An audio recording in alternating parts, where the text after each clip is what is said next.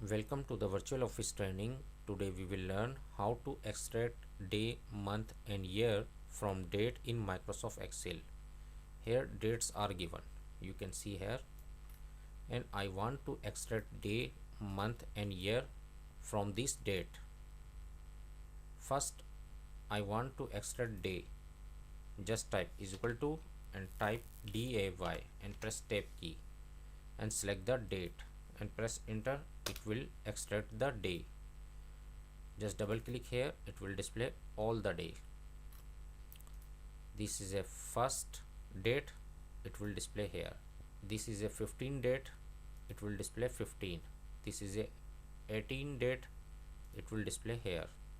Now I want to extract month. Here just type is equal to and type month, MON, and press tab key. It will display month. Now select the date and press enter. It will extract the month. Just double click here, it will display all the month.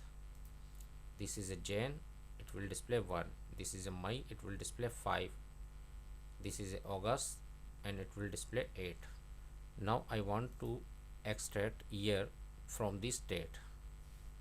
Just type is equal to and year and press tab key and select the date and press enter. Now just double click here, it will display all the year. This is a 2019, it will display here.